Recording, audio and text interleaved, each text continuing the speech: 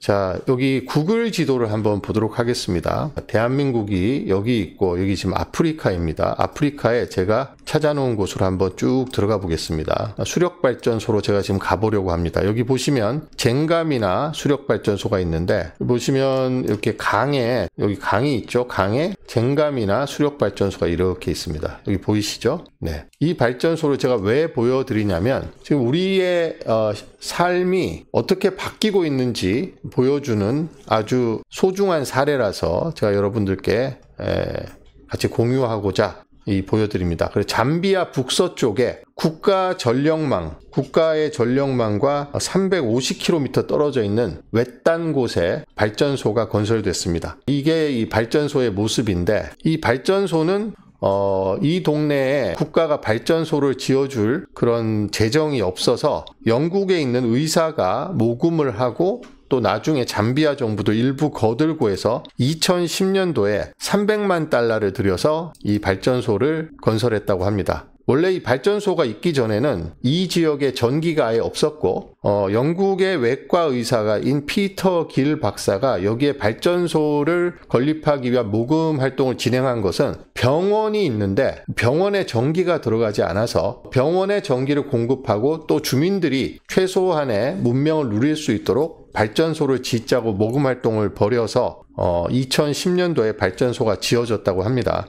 근데 이 발전소가 지어지긴 했는데 2022년도에 이 발전소가 문을 닫을 뻔했습니다. 왜냐하면 주민들이 내는 전기료, 그러니까 주민들이 너무 가난하니까 15,000명 정도 이 발전소에서 공급하는 전기를 쓴다고 하는데 전기료가 너무 비싸고 주민들이 이 전기를 여기서 생산하는 전기의 반도 못 썼다고 합니다. 그러니까 전기를 수력발전으로 생산했는데 전기는 남아돌고 주민들은 전력요금을 낼 수가 없어서 전기료를 제대로 내지 못하고 그래서 이 영국의 의사의 모금 활동으로 지어진 발전소가 직원들 월급도 제대로 못 주고 직원이 여기에 100명이나 근무한다고 합니다. 근데 월급도 제대로 주지 못하고 해서 폐쇄될 뻔했습니다. 그런데 이 발전소가 살아났습니다. 이 BBC 기사를 한번 보시겠습니다. 자, 이 발전소가 살아난 데는 비트코인이 결정적인 기여를 했습니다. 덤불 속의 비트코인이 잠비아의 외딴 지역에서 이제 비트코인을 채굴한다. 이렇게 제목이 되어 있습니다.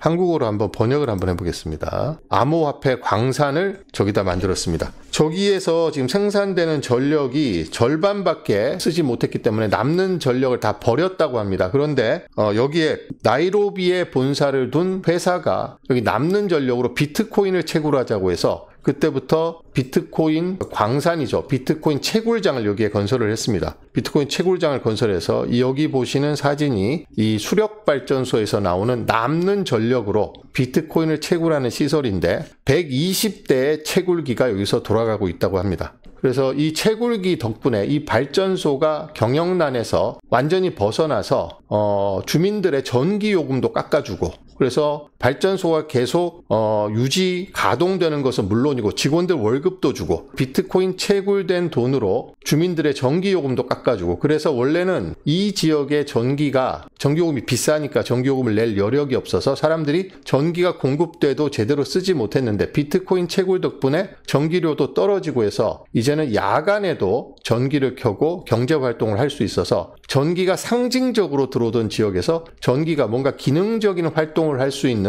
그런 전력망으로 탈바꿈했다고 합니다.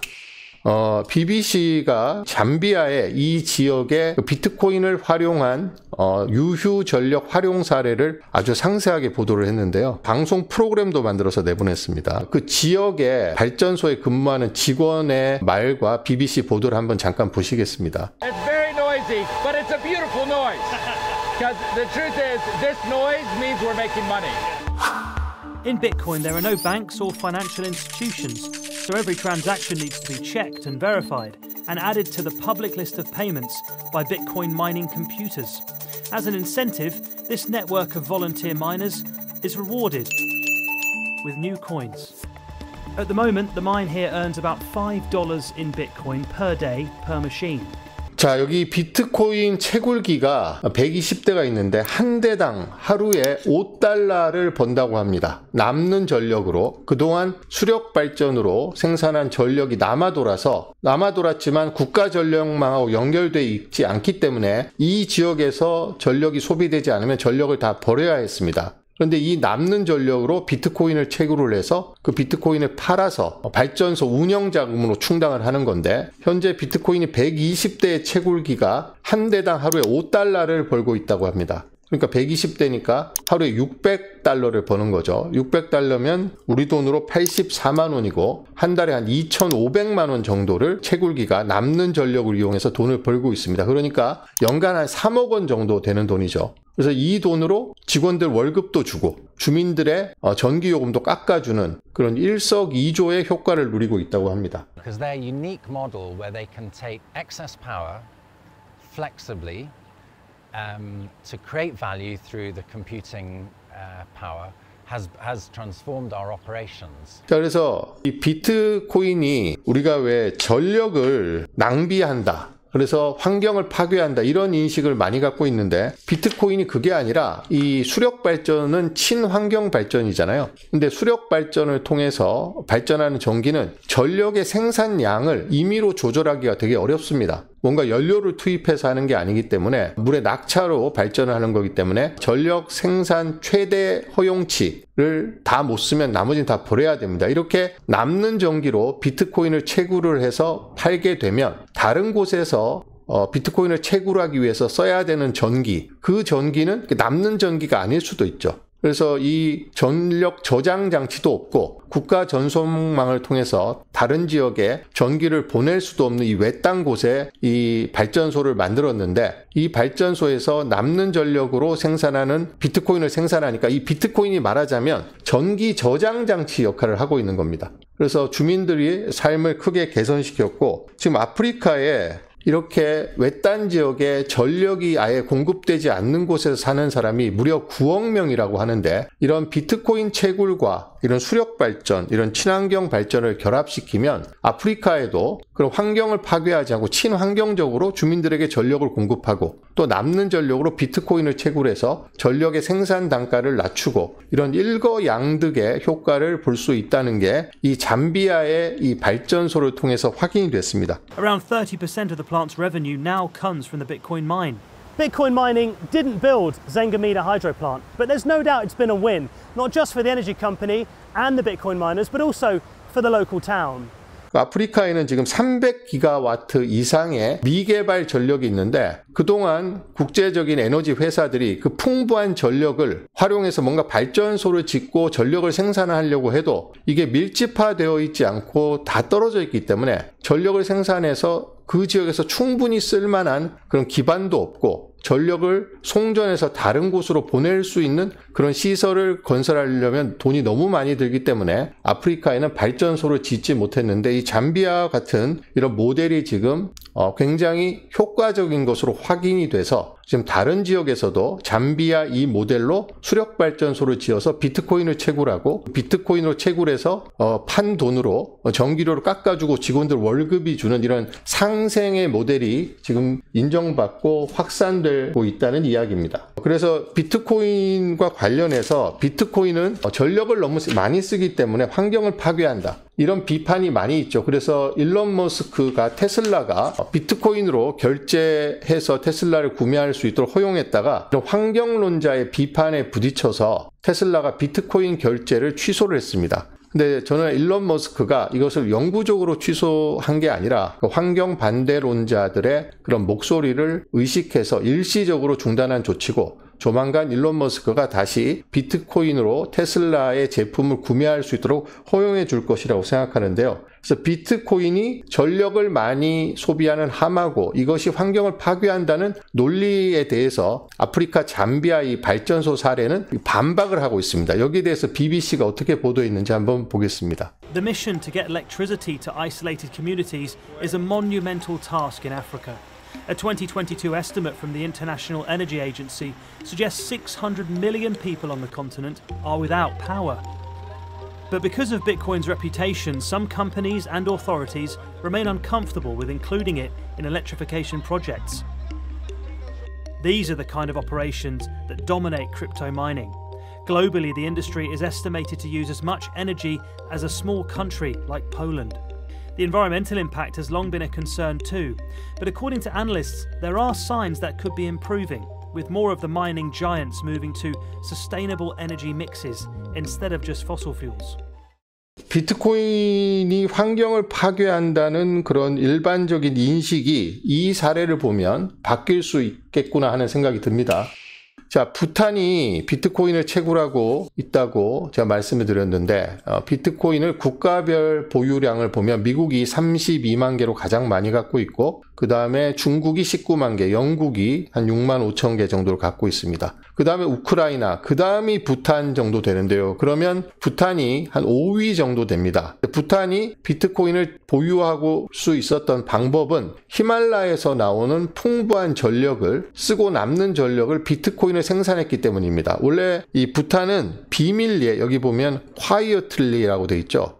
비밀리에 비트코인 채굴장을 건설했는데 이게 포브스지의 보도로 2022년인가 세상에 알려지게 됐습니다. 그래서 부탄은 아까 잠비아에 있는 그 수력발전소와 마찬가지로 히말라야에서 눈이 녹아서 내려오는 풍부한 수력을 통해서 발전을 했는데 전기가 남아 돌아갔고 인도에 수출도 하고 그랬습니다. 그런데 부탄의 경제가 갈수록 악화되고 인구 두뇌 유출이 심각해지니까 부탄 정부가 이것을 타개할 방법으로 남는 전력으로 비트코인을 채굴하기로 해서 4,000개까지 채굴했다가 최근에 비트코인을 팔아서 국가 재정에 보탰었죠. Bhutan has built Bitcoin mines at locations across the country where thousands of energy-hungry computers solve complex mathematical puzzles to claim Bitcoins. The government says its Bitcoin operation is carbon neutral. It relies only on water from the Himalayas. It's also very profitable, with Bhutan's computers being rewarded with Bitcoins that at current prices add up to millions of dollars a week.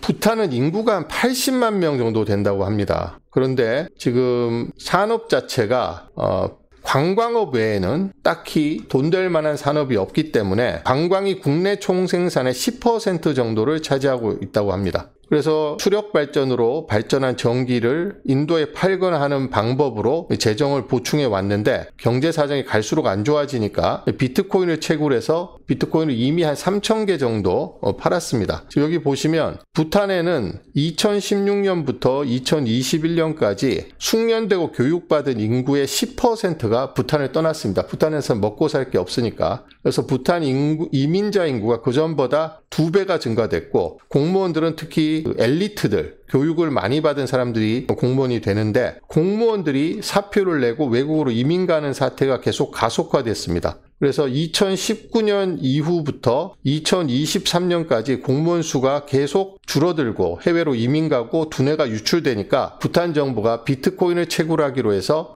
비트코인을 14,000개까지 채굴한 다음에 이 중에 한 3,000개 정도를 팔아서 부탄의 공무원 월급을 2배 정도, 여기 보시면 2023년에 부탄 정부는 공무원 급여를 2배로 늘리기 위해서 1억 달러니까 우리 돈으로 지금 1,400억 원 정도의 비트코인을 판매했다라고 알자지라가 보도를 했습니다. We have used Bitcoin for health, to provide free healthcare, for environment, but these are minor. The main use of Bitcoin has been to finance the salaries of public servants. BBS도 공무원 퇴직이 월급이 2배로 올려주니까 2024년 1분기에 500명의 공무원이 사직했는데 많이 줄었죠. 2023년에 1,900명에 비하면 공무원 퇴직률이 4분의 1로 줄었다고 합니다. 그래서 부탄은 지금 현재 10,000개 이상의 비트코인을 갖고 있는데 정확한 숫자는 제가 확인을 못했습니다만 대략 한 10,000개에서 11,000개 정도 갖고 있는 것으로 알고 있습니다. 그런데 이게 어느 정도냐면 6억 달러어치입니다. 6억 달러면 우리나라 돈으로 한 1조 원 정도 되죠. 부탄 GDP의 30%를 차지하고 있다고 합니다. 그래서 부탄 정부가 지금 여기 보시면 부탄에서 어떤 계획 도시를 건설하려다가 실패했는데 여기에다가 위성 사진을 보니까 부탄에서 이렇게 많은 채굴장을 건설해 놓고 비트코인을 국가적으로 채굴하고 있다고 합니다. 이것은 부탄의 국왕이 적극적인 의지를 갖고 추진을 했기 때문에 가능한 일이고, 부탄에서는 지금 전력 수력이 아직도 수력으로 생산한 전력이 남아돌기 때문에 비트코인 채굴을 계속해서 확대하는 그런 계획을 추진하고 있다고 합니다. 여기 보시면 채굴 용량을 계속해서 확대하려고 하고 있다. 그리고 공무원 급여도 계속해서 지급을 해야 되고, 국가의 다른 교육 사업이라든지 미래 먹거리를 위한 투자도 해야 되는데 부탄이란 나라가 돈이 없기 때문에 계속해서 비트코인 채굴 확대를 통해서 경제적인 어떤 그 성장을 추구한다는 거죠. 그래서 아까 잠비아의 외딴 지역의 수력 발전소는 그 지역 주민들이 어떻게 비싼 전력 비용을 낼 수 없는 그런 사람들이 어떻게 발전소를 유지 운영하면서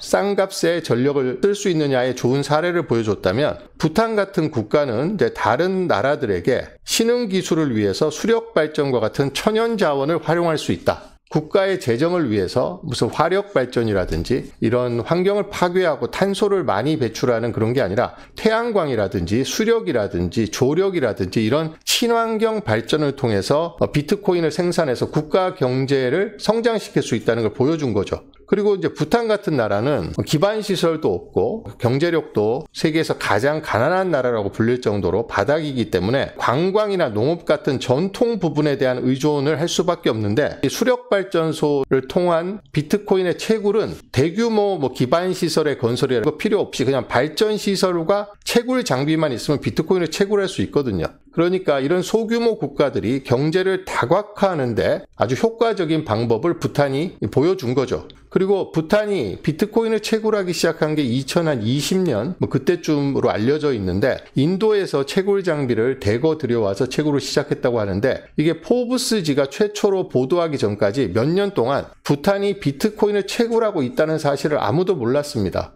그래서 우리가 어떤 국가가 경제 발전 계획을 수립하고 기반 시설을 확충하고 하려면 그게 다 외부에 노출이 되고 뻑적지근하게 소문이 날 수밖에 없는데, 비트코인 채굴은 남는 전력으로 채굴장을 건설해서 남는 전력으로 채굴을 하는 거기 때문에 그렇게 큰 대규모 시설이나 인프라가 필요하지 않습니다. 그래서 비트코인 채굴은 떠들썩하지 않고 조용하게 뭔가 산업적 변혁을 추구한다든지 국가의 경제 성장을 도모하는 데 매우 도움이 되는 소중한 사례를 부탄이 보여줬다는 평가를 받고 있습니다.